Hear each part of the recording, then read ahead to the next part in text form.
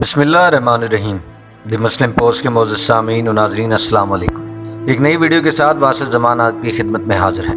ناظرین، آج کی ویڈیو میں ہم یہ بات کریں گے کہ سلجوقیوں پر اور خوارزم شاہی سلاطین پر فتنہ تاتار کیسے مسلط ہوا۔ دارالخلافہ کے دمشق سے بغداد میں منتقل ہوتے ہی زوال کے آثار نظر آنے لگے تھے۔ بنو عباس نے اپنے حریف عرب قبیلے بنو امیہ سے اجمی سپاہ کے بلبوتے پر اقتدار چھینا تھا، اس لیے ان کی ہمدردیاں شروع ہی سے غیر عربوں کے ساتھ تھیں۔ قلمدان وزارت سے لے کر سول فوج کے تمام بڑے بڑے عہدے ایرانیوں، خراسانیوں اور ترکوں کے ہاتھ میں چلے گئے تھے۔ یہیں سے عرب و عجم کے درمیان بغض اور بدظنی کی فضا پیدا ہوئی، ایسی فضا جو مخبروں، چغل خوروں اور چاپلوسوں کو بے حد راس آئی۔ رفتہ رفتہ قصر خلافت کے معتمد محافظوں کو نااہل حکمرانوں کی طبیعت میں اتنا اثر و دخل حاصل ہو گیا کہ خلیفہ وقت ان کے ہاتھ میں کٹ پتلی بن کر رہ گیا اور خلافت مآب کو اپنی انگلی کے اشارے سے نچانے لگے۔ چراغ کے نیچے پھیل جانے والی ان گھٹا ٹوپ اندھیروں سے شورشوں، سرکشیوں اور بغاوت کے شعلے بلند ہوئے۔ قسمت آزما فوجی سرداروں نے عظیم الشان اسلامی ریاست کے چپے چپے پر لوٹ مار اور فتنہ فساد کا بازار گرم کیا، اور خلیفہ وقت کا اقتدار صرف بغداد کے فصیلوں کے اندر محدود ہو کر رہ گیا۔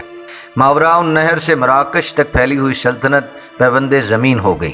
سلجوقی اور خوارزم شاہی خانوادوں نے اپنی آزاد خود مختار ریاستیں تعمیر کی، اگرچہ ان ملوک الطوائف میں تغرل، سنجر، الپ ارسلان اور محمد خوارزم شاہ جیسے بڑے پائے کے سپاہی سلطان پیدا کیے، جن کے تیور اور تدبر کو دیکھ کر امید پیدا ہو گئی تھی کہ شاید عالم اسلام پر چھائے ہوئے ادبار کا طوفان ٹل جائے۔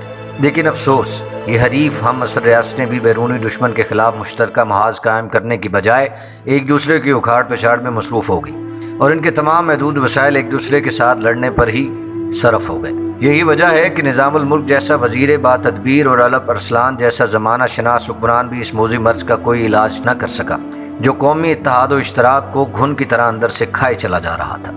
سچ تو یہ ہے کہ فطرت نے آج تک اپنا کوئی عمل ادھورا نہیں چھوڑا، اور نہ ہی ان قوموں کو معاف کیا جو نقصان و انتشار کے مجرم ہوں۔ سلطان اور وزیروں کی ناکامیوں میں بھی ترکان خاتون کا ہاتھ کار فرما نظر آتا ہے۔ اس خود غرض اور عاقبت نا اندیش ملکہ نے سلطان کی موت کے بعد اپنے ہی ایک بیٹے کو پنجے سے اقتدار کی کرسی سے نیچے گرایا، اور دوسرے بیٹے کو اس پر بٹھانے کی کوشش میں سامرا سے سمرقند تک فتنہ فساد کا ایسا دروازہ کھولا جس پر خان اعظم چنگیز خان کی عرصہ سے نظریں لگی ہوئی تھیں۔ التائی کی برف پوش چوٹی سے نیچے جھانکتے وقت اسے مازندران سے مکران اور بلک سے بدخشاں تک اڑنے والے دھوئیں کے سوا اور کچھ دکھائی نہ دیا، اور پردہ دار بیویوں کی بے حرمتی، معصوم بچوں کے سامنے ماں باپ کا قتل عام، گھر گھر سے اٹھنے والے شعلے، چیخیں، آہیں، فریادیں اور آنسو بھی وحشیوں کو انسان اور مسلمانوں کو کام تمام کرنے کے لیے اسے دور دور تک کوئی چیز دکھائی نہ دی۔ پھر اس نے انہیں اوندے منہ زمین پر لیٹنے کا اشارہ کیا، اور خود ساتھ والے کو ضرور سبسکرائب کیجئے اور بیل آئیکن کو ضرور پریس کیجئے۔ اگلی ویڈیو تک کے لیے باس زمان کو اجازت دیجئے۔ اللہ نگہبان۔